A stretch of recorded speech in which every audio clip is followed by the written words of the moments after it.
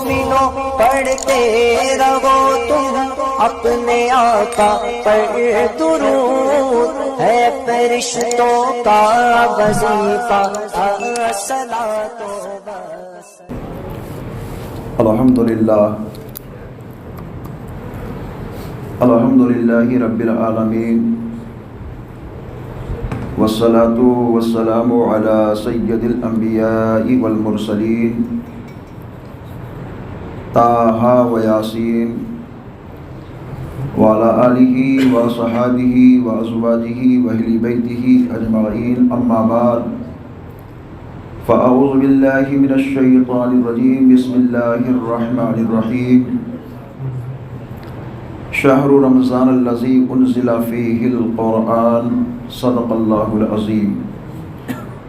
معزز سامعین، جملہ حاضرین، السلام علیکم ورحمۃ اللہ وبرکاتہ۔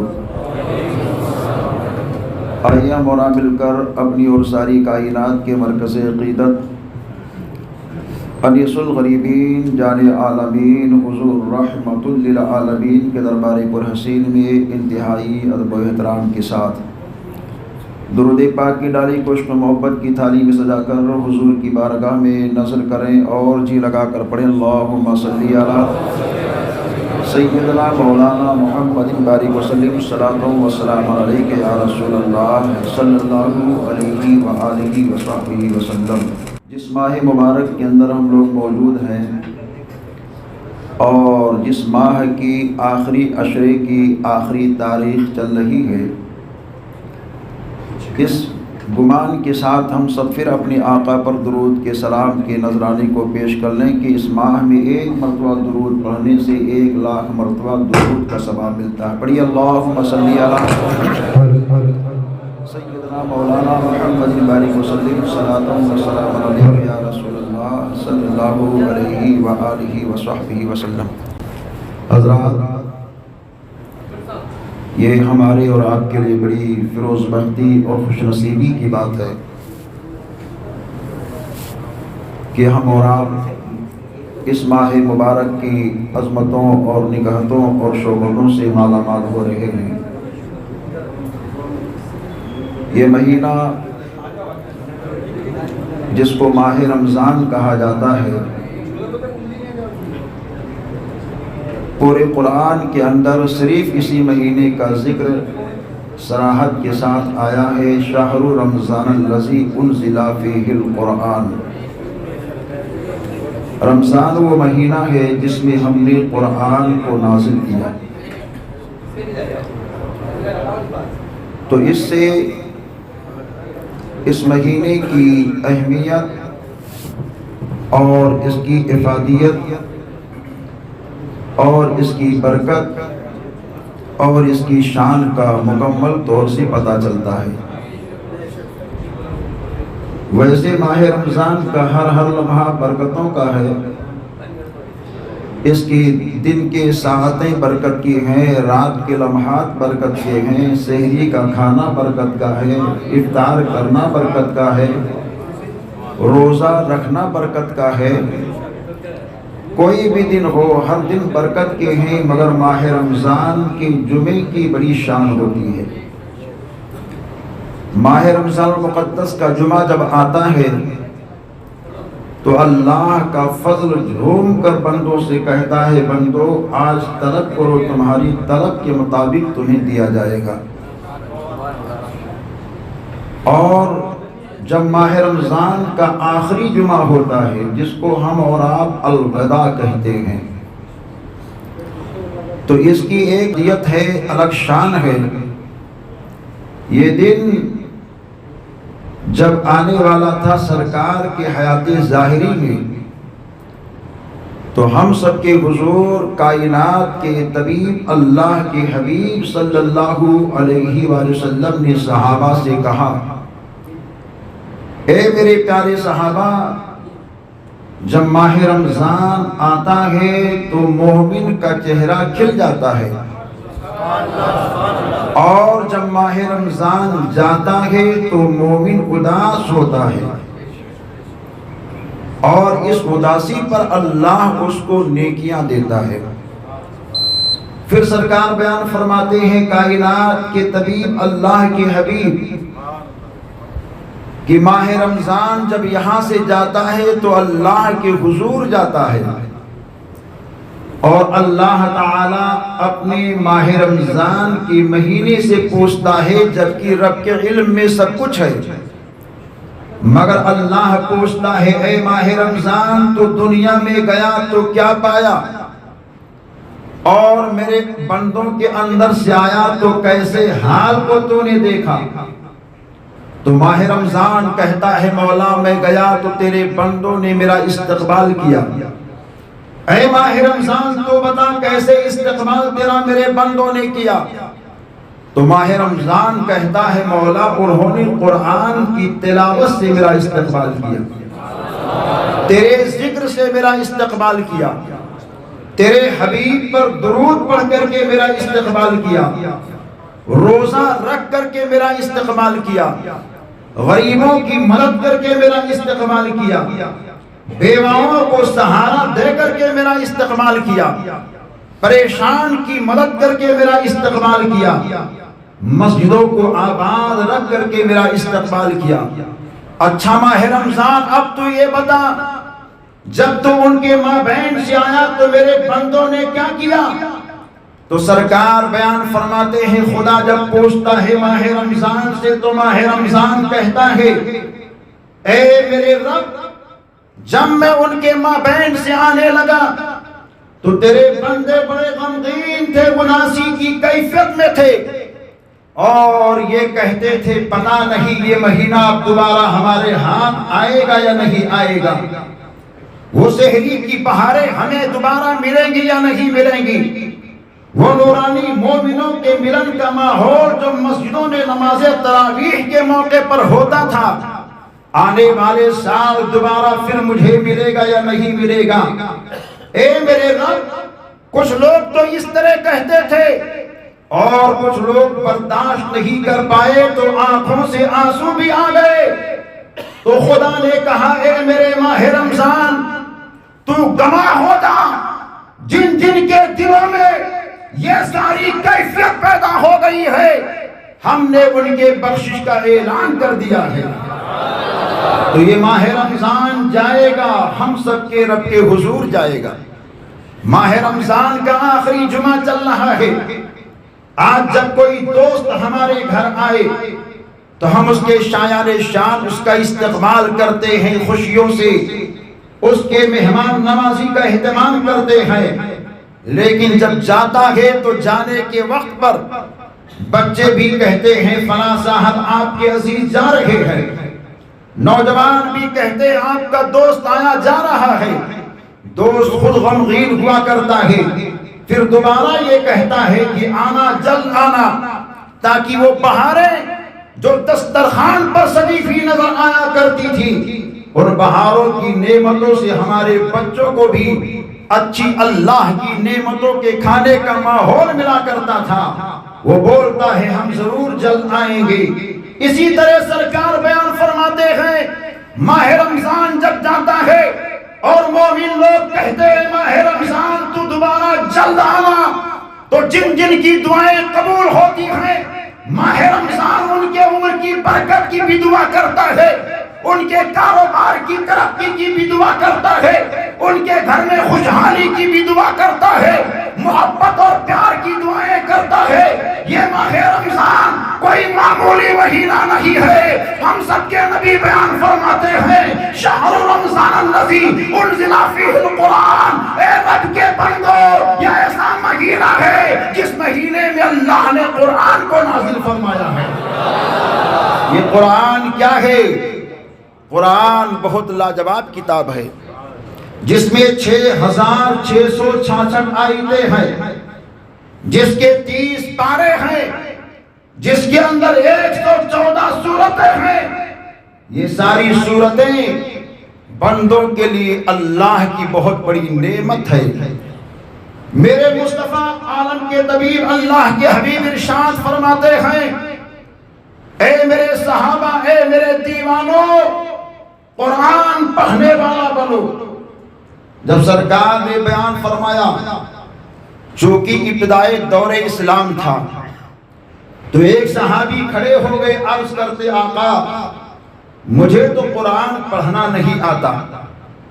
تو سرکار بیان فرماتے میرے صحابی غم کرنے کی ضرورت نہیں ہے، یہ قرآن ایسی کتاب ہے کہ اگر تمہیں قرآن پڑھنا نہیں آتا ہے تو کسی کے پاس بیٹھ کر کے قرآن کو سن لیا کرو، کیونکہ قرآن سننا بھی عبادت ہے۔ پھر ایک صحابی اور کھڑے ہو گئے جو کم سنتے تھے، عرض کرتے آقا مجھے قرآن پڑھنا بھی نہیں آتا اور میں قرآن کو سن بھی نہیں سکتا، میں کیا کروں؟ تو ہم سب کے نبی ارشاد فرماتے میرے پیارے صحابی اگر تمہیں سننا نہیں آتا ہے، پڑھنا نہیں آتا ہے، تو قرآن کو دیکھ لیا کرو، کیونکہ قرآن کو دیکھنا یہ بھی ثواب ہے۔ پھر ایک صحابی اور کھڑے ہو گئے، عرض کرتے آقا میں تو نابینا ہوں، قرآن پڑھ نہیں سکتا، اور کوئی آپ کا دیوانہ ایسا ہو جو قرآن سن نہ سکے، لیکن آقا میں پڑھ بھی نہیں سکتا اور کسی کے پاس بیٹھ کر کے پہنچ کر سن بھی نہیں سکتا، نابینا ہوں، میں کیا کروں؟ تو ہم سب کے آقا ارشاد فرماتے ہیں اگر قرآن پڑھ نہیں پاتے ہو تو غم مت کرو، قرآن کو دیکھ نہیں پاتے ہو ٹینشن مت لو، قرآن کو سن نہیں پاتے ہو غم کرنے کی ضرورت نہیں ہے۔ اے میرے پیارے صحابی قرآن سے محبت کیا کرو، کیونکہ قرآن سے محبت کرنا یہ بھی ثواب کا کام ہے۔ تو یہ تو ایسی کتاب ہے کہ آپ قرآن پڑھو تو ثواب، دیکھو تو ثواب، محبت کرو تو ثواب، سنو تو ثواب۔ ایسی کتاب کو اللہ نے اس ماہ مبارک کے اندر نازل فرمایا جس کا نام ہے ماہ رمضان۔ 12 مہینے ہیں اسلامی سال کے اور انگریزی مہینوں کے بھی، لیکن کسی مہینے کا ذکر صراحت کے ساتھ نہیں آیا ہے قرآن میں، اشارے اور کنایے سے آیا ہے کہ یہ مہینہ ایسا ہوگا، اس کی حال ایسے ہوں گے، اس کے قال ایسے ہوں گے، لیکن تنہا ماہ رمضان ہی ایک ایسا مہینہ ہے جس کا نام اللہ نے کلام پاک میں لیا، شہر رمضان الذی انزل فیہ القرآن۔ یہ مہینہ جب جاتا ہے تو ہمیں تربیت دے کر کے جاتا ہے۔ کوئی انسان اگر کسی چیز کا کورس کر لے تو کورس کرنے کے بعد میں اس کی ٹریننگ ہوتی ہے، ٹریننگ کے بعد میں اگر وہ اپنے معیار سے ہٹ جاتا ہے تو سمجھتے ہیں ٹریننگ اور کورس کرنے کے بعد میں انسان اپنی پوزیشن سے جو اس کے اصول دیے گئے تھے اس سے یہ انسان ہٹ چکا ہے۔ ہر دیکھنے والا سمجھتا یہ پابند انسان نہیں ہے، یہ پابند آدمی نہیں ہے۔ ماہ رمضان کے اندر میرے مصطفیٰ نے ہم سب کی ایسی تربیت فرمائی، ایسی ٹریننگ دے دی کہ اے میرے غلاموں اس انداز سے کھانا، اس انداز سے آنکھ کی حفاظت کرنا، اس انداز سے پیروں کو بچا کے رکھنا، اس انداز سے ہاتھوں کو گناہوں سے روک کر کے رکھنا، اس انداز کو زبان پر بے خدا باتوں کو مت لانا، ساری چیزوں کی پابندی مصطفیٰ جان رحمت نے فرما دی ہے اور یہ بتا دیا ہے غریبوں کی اس طرح مدد کرنا، ماں باپ کی اس طرح خدمت کرنا، پڑوسیوں کا اس طرح خیال رکھنا، سارے اصول مصطفیٰ جان رحمت نے دے دیے۔ گویا کہ ایک مہینہ ٹریننگ کا یہ مہینہ تھا اور ٹریننگ کے بعد میں ہم کو 11 مہینے اسی اصول کے اوپر چلنا ہے، اپنے قدم کو صحیح انداز سے اٹھانا ہے، اپنے ہاتھ کو صحیح استعمال کرنا ہے، اپنی زبان کو پاکیزہ انداز سے کھولنا ہے، اپنی نظر کو محترم انداز سے کھولنا ہے۔ گویا کہ نبی یہ دو رہا کے اشارے کے مطابق یہ بتایا جا رہا ہے اے اللہ کے بندو جس طرح ماہ رمضان میں تم نے اپنے آپ کو سنبھال کر کے رکھا، ایسے ہی 11 مہینے بھی اپنے آپ کو بچا کر کے رکھنا۔ پھر نبی کے صحابی بیان فرماتے ہیں میں نے آقا سے پوچھا آقا اگر کوئی انسان اصول کے مطابق زندگی کو گزار لیتا ہے تو اس کا حال کیا ہوگا؟ تو مصطفیٰ ارشاد فرماتے ہیں جب اس کی آنکھیں بند ہوگی، جسم سے سے روح نکل جائے گی، قبر میں اس کو سلا دیا جائے گا تو قبر کا ذرہ ذرہ بولے گا سونے دو سونے دو، یہ نبی کا دیوانہ ہے، رہنے دو یہ نبی کا مستانہ ہے۔ تو اپنے وصول کو صحیح انداز سے بچا کے رکھنا ہے۔ اللہ نے بڑا برکت کا مہینہ دیا، لیکن اس ماہ مبارک کے اندر جو کمیاں ہوتی ہیں وہ کمی ہوئی، بڑا کرے تو کمی ہے، بوڑھا کرے تو کمی ہے، بچہ کرے تو کمی ہے۔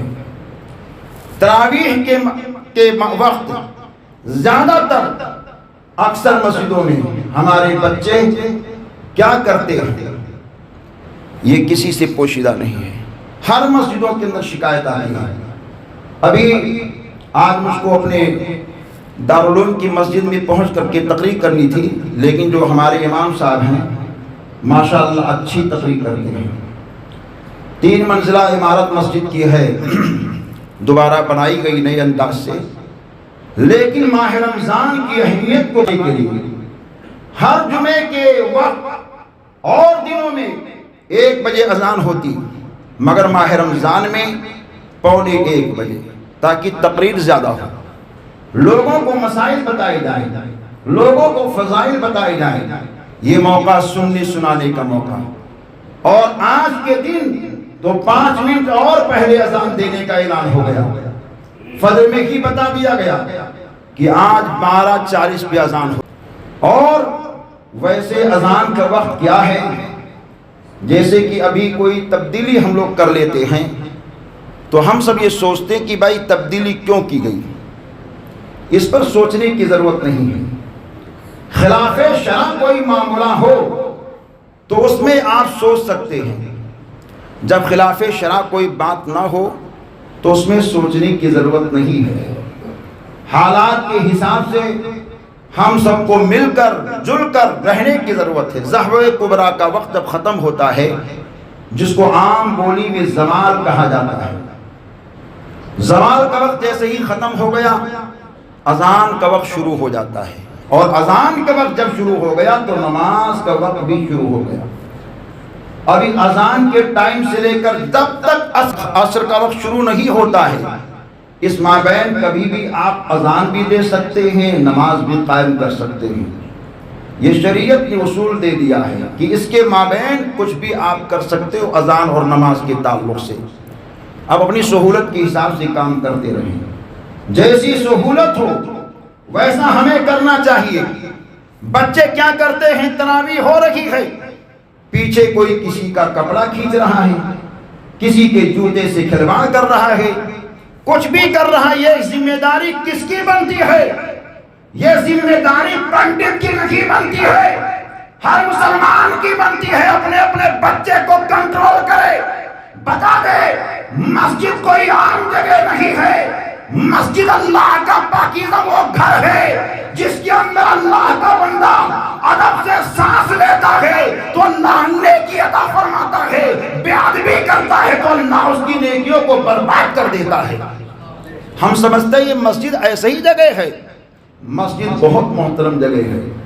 اسی وجہ سے بتایا گیا کہ مسجدوں میں جاؤ تو ادب سے سانس بھی لو، ایسا نہ ہو آپ کی نماز بند ہو جائے، نیکیاں ضائع ہو جائیں۔ نہیں، احترام کرو مسجد کا۔ اور نوجوانوں کا حال کیا ہے؟ نوجوان اس ماہ کے اندر کیا کرتے ہیں؟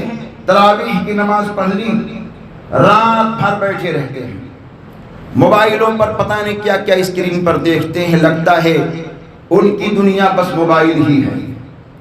ارے نوجوانوں، آپ کی دنیا موبائل نہیں، آپ کی دنیا تو قرآن ہے، آپ کی دنیا رسول پاک کی محبت ہے، آپ کی دنیا ماں باپ کی خدمت ہے، آپ کی دنیا بیوی کے حق کو ادا کرنا ہے، آپ کی دنیا بھائیوں کی مدد کرنا ہے، آپ کی دنیا پریشان ہر انسان کی مدد کے لیے آگے بڑھنا ہے۔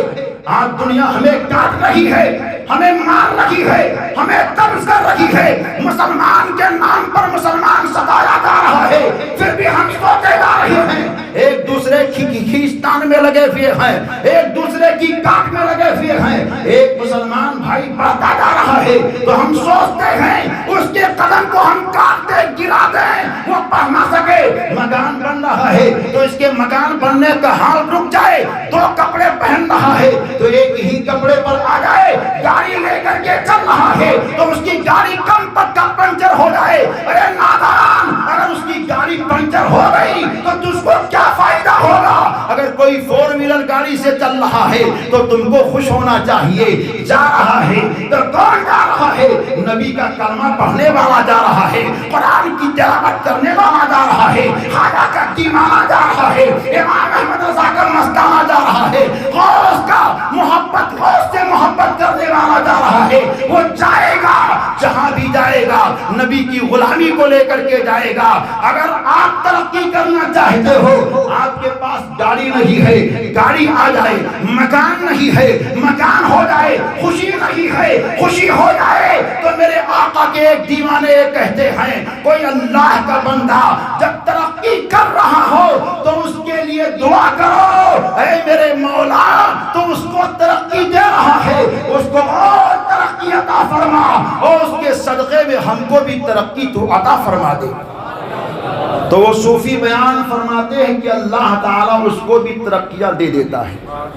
اگر ترقی چاہتے ہو تو اس انداز کی ترقی کو حاصل کرو۔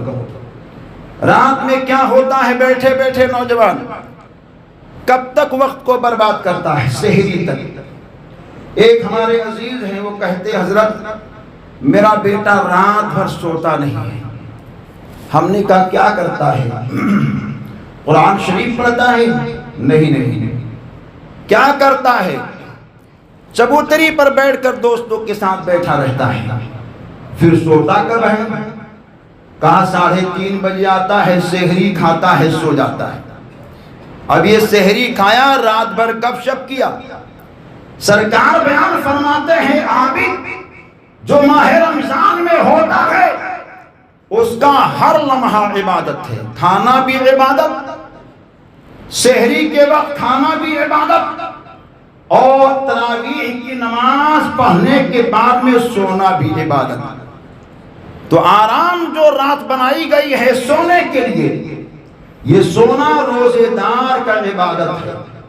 اور ایک حدیث پاک کا مفہوم ہے کہ روزے دار جب سوتا ہے تو بستر بھی اس کے حق میں دعا کرتا ہے، جس میں سحری کھاتا ہے وہ برتن بھی اس کے حق میں دعا کرتا ہے، پانی پیتا ہے تو پانی کا قطرہ بھی اس کے لیے دعائیں کرتا ہے۔ اور جب وہ سحری کھا کر کے وہاں سے چلتا ہے مسجد کے لیے جوتا پہن کر تو جوتے کا تسمہ بھی دعا کرتا ہے۔ کیا دعائیں کرتا ہے؟ بستر سے دعا آتی ہے مولا تیرا یہ بندہ مجھ پر سو کر کے اپنے جسم کو آرام دے رہا ہے، مولا اس کو جنتی بستر عطا فرمانا۔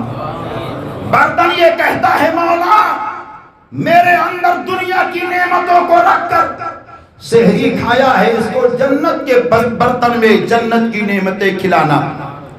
جب وہ چلنے لگتا ہے تو جوتا دعا کرتا ہے مولا جس طرح اس نے مجھ کو پہن کر اپنے پیر کو دنیا کی تمام تکلیفوں سے بچانے کی کوشش کی ہے، ایسا ہی اس کو پرسرات سے آسانی کے ساتھ گزار دینا۔ اور جب وہ نماز پڑھ لیتا ہے فجر کی تو سرکار بیان فرماتے اس وقت خانے کعبہ جھوم جھوم کر کے اس کے حق میں دعائیں کرتا ہے اور یہ کہتا ہے مولا اس کی بخشش کا تو اعلان فرما دے۔ تو گویا کہ جو نمازی نماز پڑھ کر کے سارے کام کرتے ہیں تو بڑے بہتر ہوتے ہیں۔ نوجوان رات بھر جاگتا رہا، 3:30 کے بعد میں گھر پہنچایا، سحری کھایا، سو گیا۔ ہم نے پوچھا کب تک سوتا ہے آپ کا بیٹا؟ کہا 1 بجے اٹھتا ہے۔ اب اس جاگنے سے کیا فائدہ؟ سرکار بیان فرماتے فجر کی نماز پڑھو، کاروبار پہ دھیان دو، اللہ تمہیں بڑے ترقی دے گا۔ ہم 1 بجے اٹھیں گے، ظہر کی نماز پڑھیں گے، اس کے بعد میں تھوڑا سا کام کریں گے، افطار کی تیاری میں گھر آ گئے تو ہم کیا ترقی کر سکتے ہیں؟ ہم کو ترقی کرنا ہے تو امریکہ اور جاپان کو نہیں دیکھنا ہے، ہم کو ترقی کرنا ہے تو حبیب رحمان مدینے کے تاجدار کو دیکھنا ہے۔ حضرات دیکھیے حال کتنا ہو گیا ہے، نوجوانوں اپنے نفسوں کا محاسبہ کرو۔ اور آج حال تو یہ ہوتا ہے ہم لوگ روزہ رکھتے ہیں، سوتے رہتے ہیں، مگر ہمارے گھروں کی بیٹیاں بہنیں مائیں ایسی ہیں جو سحری کے وقت اٹھتی ہیں، افطار کے لیے طرح طرح کی فرمائشوں کا ڈھیر لگا رہتا ہے۔ کیا وہ انسان نہیں ہے؟ آپ کو ہی رب نے روزہ رکھنے کا حکم دیا، وہ روزہ نہیں رکھتی ہیں، طرح طرح کا پکوان ہوتا ہے، منڈیوں سے دیکھو ہاتھوں میں طرح طرح کی چیزیں گزرتی نظر آتی ہیں۔ غیر قوم کے لوگ دیکھ کر کے سوچتے ہوں گے، میں کبھی کبھی یہ سوچتا ہوں کہ لوگ یہ کہتے ہوں گے کہ یہ قوم دنیا میں پیدا کی گئی ہے تو صرف کھانے کے لیے پیدا کی گئی ہے۔ اے نبی کے دیوانوں، کھاؤ اچھی اچھی چیزیں کھاؤ، پاکیزہ پاکیزہ چیزیں کھاؤ، لیکن سادہ غذائیں ماہ رمضان کے اندر استعمال کرو۔ آپ کہیں گے ماہ رمضان گزر گیا، آخر میں آپ بتا رہے ہیں، ارے عزیزو یاد کر لو آنے والے دنوں میں کام آئے گا۔ ماہ رمضان جب آتا ہے روزہ رکھنے کی برکتوں سے اللہ بیماریوں کو مٹاتا ہے، مگر ایسی تیل والی چیزیں، ایسی بازارو چیزیں ہم لوگ کھا لیتے ہیں کہ بیماریاں تو کم لوگوں کے جسموں سے جاتی ہیں۔ بہت سارے لوگ یہ کہتے ہیں رات بھر ہمارے پیٹ میں جلن ہوتا رہا، سحری کھا لی، شام تک ڈگار ہی ڈگار آتے رہے، کیوں اتنا کھاتے ہو؟ میرے مصطفیٰ یہ بیان فرماتے ہیں جب افطار کرو تو طاقت میں کھجور کو کھا لیا کرو، پانی کو پی لیا کرو، اس کے بعد میں جو تمہیں چاہے، جو تمہاری طبیعت چاہے اس کو کھاؤ۔ نبی کے صحابی کہتے ہیں آقا ہم کھجور کھا کر کے پانی پیئیں گے تو ہمیں کیا فائدہ ہوگا؟ تو آقا ارشاد فرماتے ہیں سب سے پہلا فائدہ تو یہ ہوگا صبح سے شام تک جو کمزوری آئی ہے اللہ اس کمزوری کو ختم فرما دے گا، اور دوسرا فائدہ یہ ہے کہ اللہ 3 بیماریوں کو تمہارے جسم سے ہمیشہ ختم فرما دے گا۔ وہ 3 بیماریاں کیا ہیں؟ ایک بیماری تو یہ ہے ٹینشن، بہت زیادہ ٹینشن آ رہا ہو تو ماہ رمضان میں افطار کے موقع پر کھجور کو طاقت میں کھائے، اور کھجور کھانے کے بعد میں پانی کا استعمال کرے، اللہ اس کی ٹینشن کی بیماری کو دور فرما دے گا۔ اور دوسری بیماری جس میں خاتمہ کے لیے ہم سب کے پیغمبر کا اشارہ ہے وہ اختلاج قلب ہے، جس کو ہم اٹیک کہتے ہیں۔ کوئی شخص یہ چاہتا ہو کہ اٹیک سے محفوظ رہے تو روزہ رکھتے وقت افطار کے موقع پر سب سے پہلے بسم اللہ کو پڑھ کر تاک عدد میں کھجور کو کھائے، پانی کو پیے تو اللہ تعالیٰ اس کے جسم کو اٹیک کی بیماری سے محفوظ فرما دے گا۔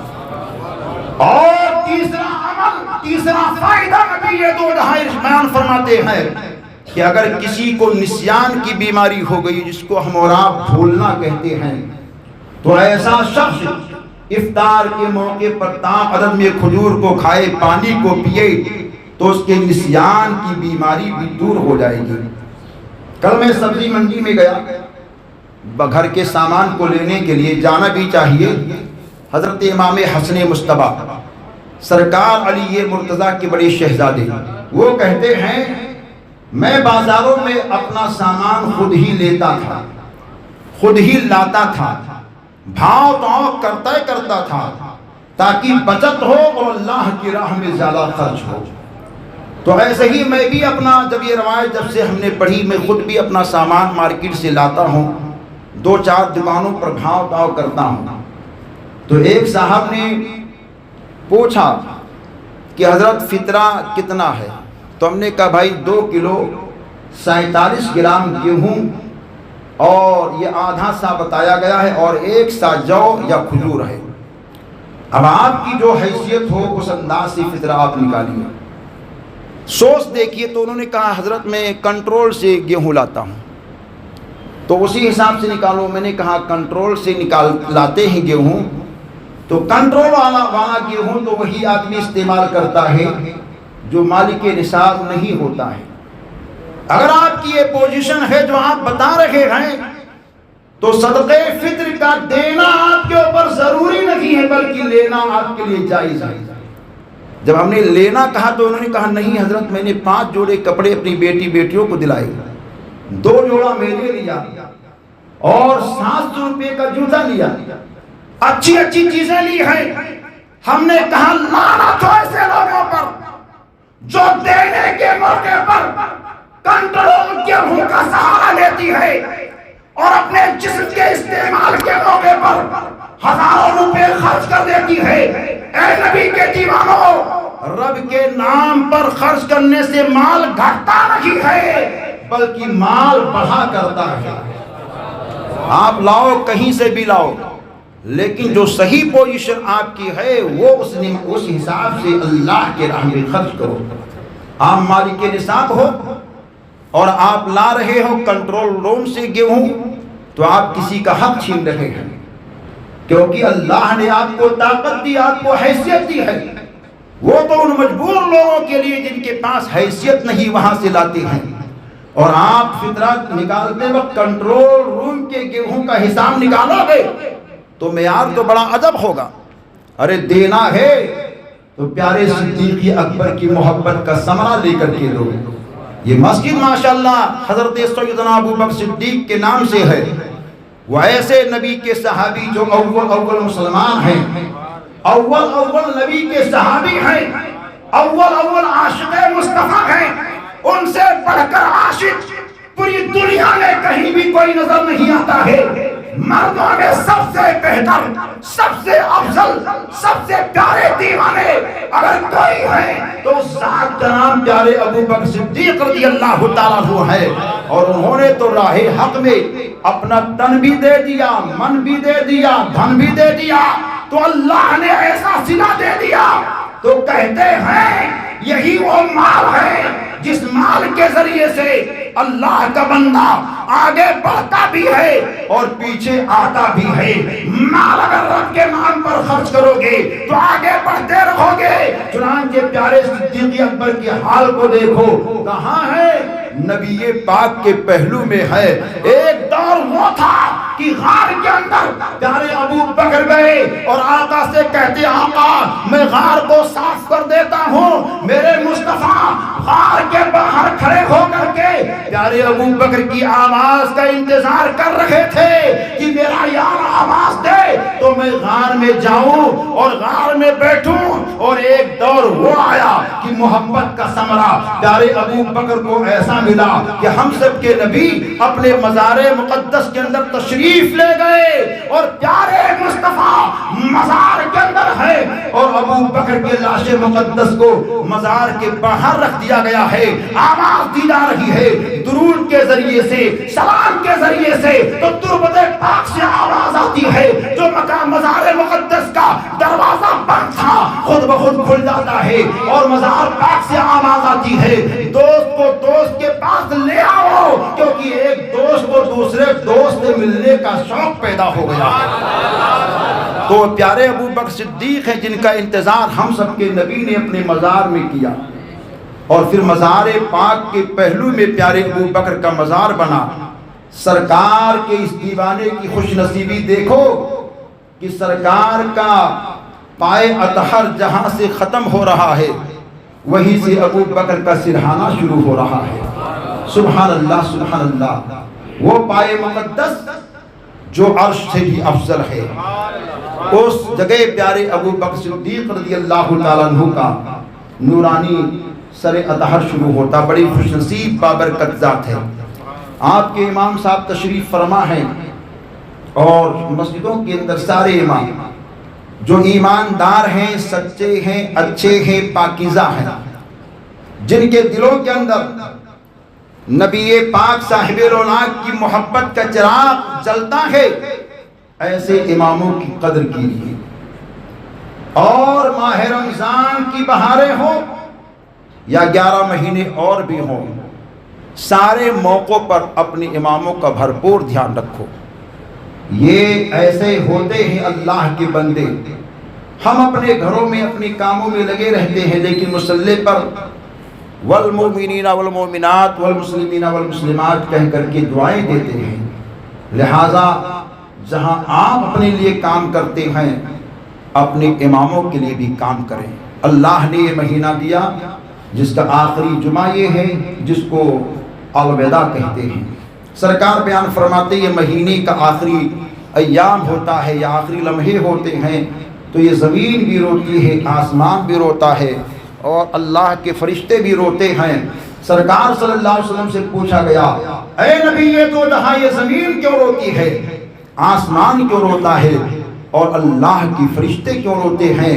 تو سرکار بیان فرماتے ہیں جس زمین پر روزے دار چلتا تھا، جس زمین سے روزے دار کا گزرنا ہوتا تھا، جس زمین پر روزے دار کا سونا ہوتا تھا، وہ زمین کا حصہ جب ماہ رمضان چلا جاتا ہے تو وہ زمین کا حصہ روتا ہے، کیونکہ روزے دار جب زمین کے اوپر چلتا تھا، سوتا تھا، کھاتا تھا، پیتا تھا تو اللہ کی رحمت اس بندے پر نازل ہوتی تھی جس سے زمین کو بہت خوشی حاصل ہوا کرتی تھی۔ آسمان آقا کیوں روتا ہے کہ آسمان کے دروازے سے اس بندے کی نیکیاں جب چڑھتی تھی تو آسمان خوشیوں میں جھوم جاتا ہے، اور ماہ رمضان جب جاتا ہے تو چیزیں رک جایا کرتی، اس وجہ سے آسمان روتا ہے۔ اے اللہ کے نبی فرشتے کیوں روتے ہیں؟ چونکہ مومن کے اذکار، مومن کی نمازیں، مومن کی عبادتیں، ساری چیزوں کو دیکھنے کے بارے میں یہ فرشتے اس وجہ سے روتے ہیں کہ وہ تسبیح و تحلیل کی بہاریں، وہ ساری چیزوں کی نکھاریں سب کچھ دلوں کے لیے موقوف ہو جاتی ہیں۔ اس وجہ سے اللہ کے فرشتے روتے ہیں کہ اے مولا یہ لمحات تو بار بار عطا فرما تاکہ یہ تیرے بندے زیادہ سے زیادہ تیرا ذکر کرے۔ حضرات یہ ماہ رمضان ملا، یہ مکمل قرآن ملا، ہم سب کو ایمان ملا، مذہب اسلام ملا، یہ صدقہ ہے۔ کس کا صدقہ ہے؟ آمنہ کے لال کا صدقہ ہے۔ سرکار نہیں آتے زمین نہیں بنتی، سرکار نہیں آتے آسمان نہیں بنتا، سرکار نہیں آتے نبیوں کا آنا نہیں ہوتا، سرکار نہیں آتے اللہ دنیا کو بناتا نہیں۔ ہم سب کے حضور آئے، اسلام ہم سب کو ملا، ہم سب کے حضور آئے، صحابہ کی جماعت ہم سب کو ملی، ہم سب کو حضور آئے، اہل بیت کی ٹیم ہم کو ملی، ہم سب کے حضور آئے، قرآن جیسی کتاب ہم سب کو ملی، ہم سب کے حضور آئے تو حضور کے صدقے میں اللہ نے ساری بہاروں کو عطا فرمایا ہے۔ تو جہاں ہم ماہ رمضان کی قدر کرتے ہیں تو اور ماہ رمضان کے سارے معاملات میں اپنے آپ کو پاتے ہیں، وہی اپنے نبی سے صبح کو بھی محبت کرے، شام کو بھی محبت کرے اور ایسے انداز سے محبت کریں کہ دنیا کے لوگ کہیں خزینہ لے لو تو آپ پر دستہ کہہ دو ہم خزینہ والے نہیں ہیں، ہم تو مدینہ والے ہیں۔ وقت ہو گیا ماشاءاللہ۔